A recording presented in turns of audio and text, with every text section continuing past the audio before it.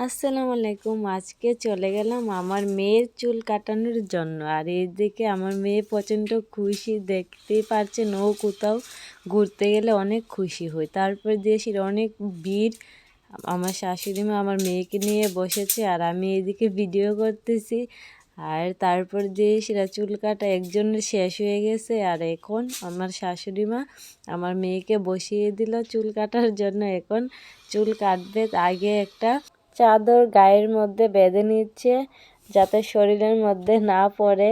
আর এইদিকে দেখতেই পাচ্ছেন ও আয়না দেখে দেখে আর ওর দিকে তাকাচ্ছে। ওই দেখেন মোবাইলের মধ্যে আমি ভিডিও করছি আর এইদিকে চুল কাটছে, ও অনেক নড়াচড়া করছে।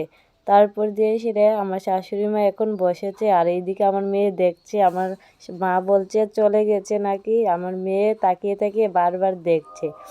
আর এইদিকে দেখেন পিছনে চুল কাটা শেষ হয়ে গেছে। তারপর দিয়ে আমার শাশুড়ি মা এখন বসার থেকে উঠে দাঁড়িয়েছিল।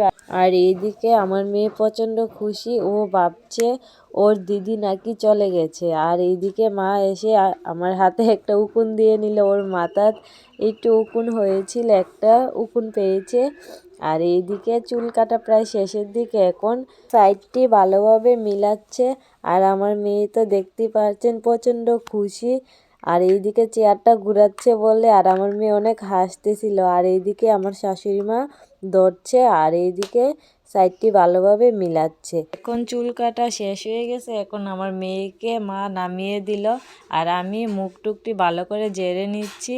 তারপর দিয়ে রাস্তায় বের হয়ে গেছি। আর এইদিকে আমার মেয়ের সাথে আমি প্রচণ্ড ফাইজলামি করছি, বলছি তোমার চুল কোথায়। আর এইদিকে আমার মেয়ে প্রচণ্ড হাসতেছিল ও ক্যামেরাটা দেখে।